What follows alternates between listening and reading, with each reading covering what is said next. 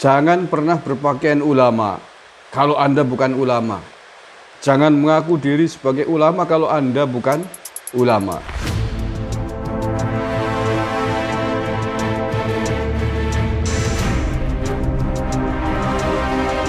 Assalamualaikum warahmatullahi wabarakatuh. Salam Nusantara, salam sejahtera untuk kita semuanya. Saudara-saudaraku sebangsa setanah air yang saya cintai, saya banggakan. Hati-hati dengan makommu, posisimu.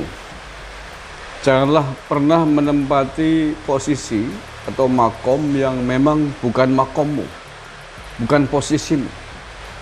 Nanti kamu akan menjadi buli-bulian, akan menjadi bulan-bulanan banyak orang.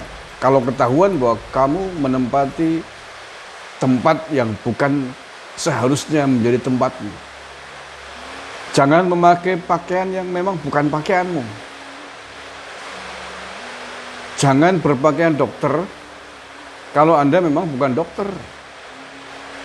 Begitu ketahuan Anda dokter palsu, dokter gadungan, maka aku akan menanggung akibat. Bukan hanya sekedar dibully, bukan hanya sekedar menjadi bulan-bulanan orang atas kepalsuanmu itu, tetapi lebih dari itu Anda bisa berurusan dengan hukum.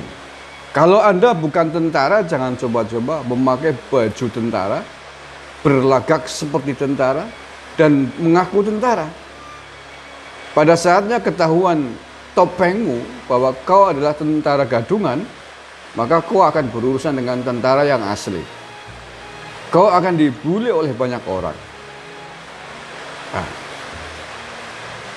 Jangan pernah berpakaian menduduki makomnya spiritualis yang seolah-olah pandai akan ilmu gaib, yang seolah-olah tahu akan dunia setan, dengan mendakwahkan diri, dengan menjual cara strategi mengusir setan.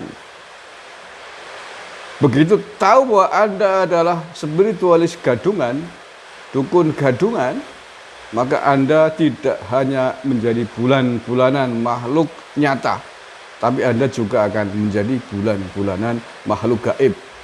Karena Anda ternyata tidak punya senjata. Anda tidak punya kesaktian sebagaimana mestinya. Begitu Anda ketahuan sebagai tentara gadungan nggak punya bedil, Anda akan dihajar orang beramai-ramai. Begitu juga, jangan pernah berpakaian ulama kalau Anda bukan ulama. Jangan mengaku diri sebagai ulama kalau Anda bukan ulama. Yang paling penting berurusan dengan Sang Pencipta.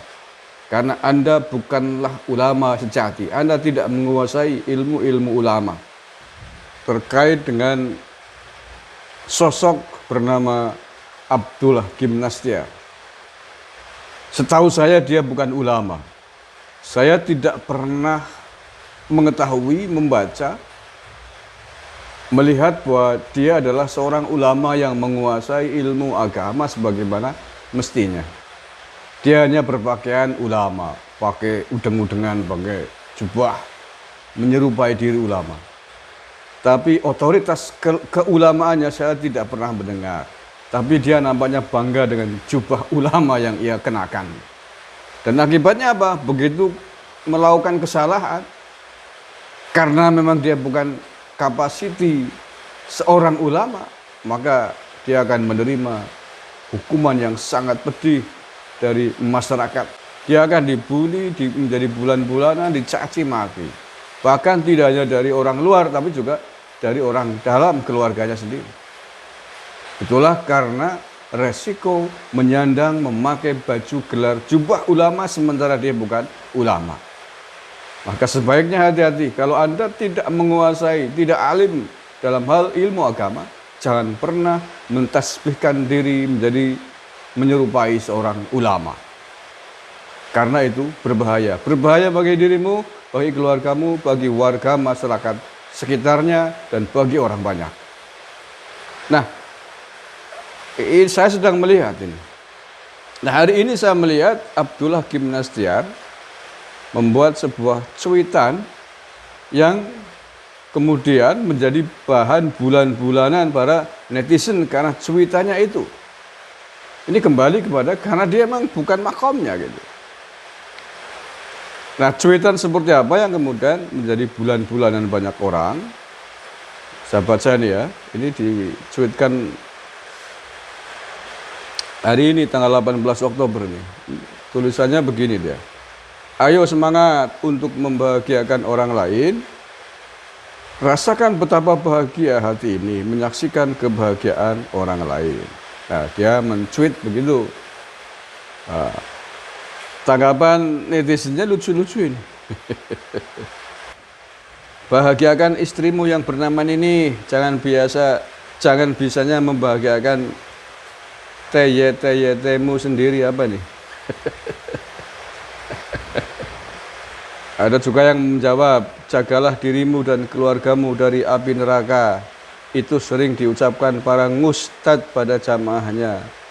Diri dan keluarga dulu, baru orang lain. Biu. Jagalah jangan kau nodai. Wow, komennya serem semua. Bisa ya seorang tokoh agama hidup seperti itu, penuh kemunafikan, gak takut sama Allah ya. Orang lain dibahagiain, istri setia disakitin, kiai macam apa? Astagfirullahaladzim. Karena niatnya bahagiakan orang lain, lalu dia kawinin fan bini pertamanya dia sakitin, Ustadz Koplak. Ayo semangat membahagiakan istri dan keluarga. Rasakan betapa bahagia hati ini menyaksikan kebahagiaan istri dan keluarga.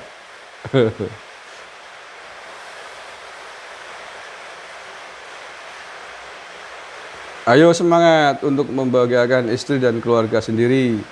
Rasakan betapa bahagia hati ini menyaksikan kebahagiaan istri sendiri. Loh, kok malah kebolak-balik, Om?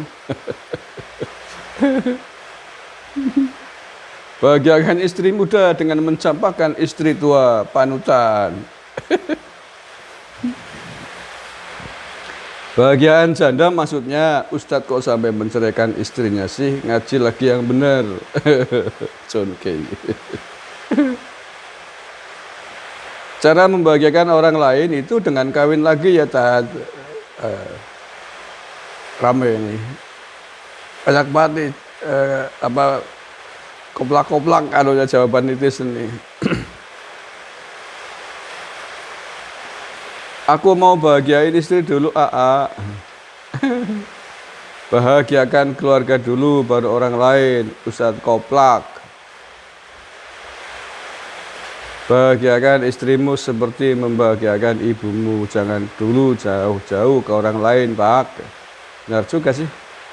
Bahagiain janda.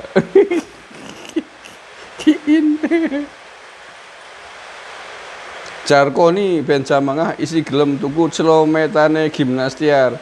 Kaum yang hanya sampai di kerongkongan saja, kata baginda Nabi SAW.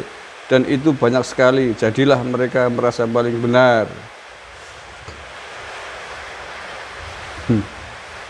Astagfirullah. Naudzubillah min dzalik.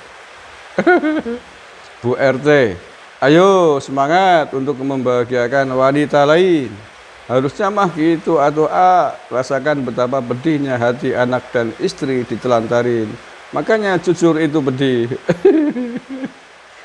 Netizen kita emang luar biasa ya, cerdas-cerdas. Membahagiakan orang lain tapi jangan menyakiti istri ya. Itu dia ya. Makanya gimnastiar udah lama ya mestinya.